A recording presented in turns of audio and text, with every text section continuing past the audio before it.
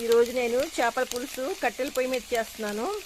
ఎందుకంటే నవంబర్ నెల ఒక పిక్నిక్ ఫీలింగ్ వస్తుందని చెప్పేసి బయట పెరట్లో కూర్చుని చేస్తున్నాను అనమాట. ఇదిగో ఈ ముందు ఉల్లిపాయలు వేపుకున్నాను. వెట్ గ్రైండర్లో వేసుకున్న ఉల్లిపాయలు అవి మిక్సీలో వేస్తే బాగుండదు, నొరగలా వస్తుందని చెప్పేసి టమాటాలు వేరుగా ఉల్లిపాయలు వేరుగా వెట్ గ్రైండర్లో వేసుకున్నాము. ఉల్లిపాయ వేగిన తర్వాత కరివేపాకు, పచ్చిమిర్చి, టమాటా కూడా వేసేసాను. ఇప్పుడు ఉప్పు, కారం, పసుపు కూడా దీంట్లో వేస్తున్నాను. కొంచెం అల్లం వెల్లుల్లి పేస్ట్ కూడా. చేప పులుసు చేయడం కోసం మ్యారినేట్ చేసి పెట్టుకున్నాము చేపని.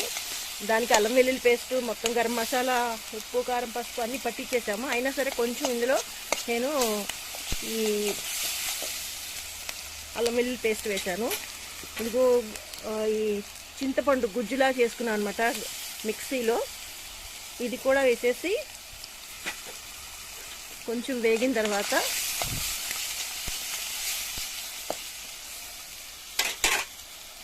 ఇప్పుడు ఇందులో వాటర్ పోసేస్తున్నాను.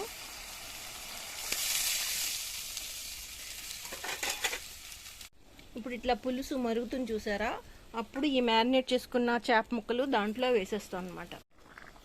ఇది ఇప్పుడు ముక్కలు వేసేసాము.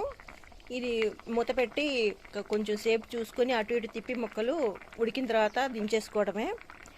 ఇది చాలా సింపుల్ ప్రొసీజర్లో చేసుకోవచ్చు ఈ పులుసు, కానీ చాలా టేస్టీగా ఉంటుంది అన్నమాట. ఇది ఇదిగోండి, ఇదైతే ఉడికిపోయింది చేప. కొంచెం నిప్పుల మీద కాసేపు ఉంచి దించేస్తాను. చాలా రుచికరమైన ఈ చేపల పులుసు అయితే రెడీ అయిపోయింది. వీలు కుదిరితే ఎప్పుడైనా ఇలా కట్టెల పొయ్యి మీద చేసుకుంటే చాలా టేస్ట్గా ఉంటుంది. గ్యాస్ మీద చేసిన దానికి దీనికి చేపల కూర అయినా, చేపల పులుసు అయినా, రొయ్యల కూర అయినా ఇలాంటి చాలా టేస్ట్ డిఫరెన్స్ మనకి కనిపిస్తుంది. ఇదైతే చాలా టేస్టీగా వచ్చింది. అన్నీ సరిపోయినాయి, ఉప్పు, కారం అన్నీను. ఇప్పుడు నేను ఇది దించేస్తాను అనమాట.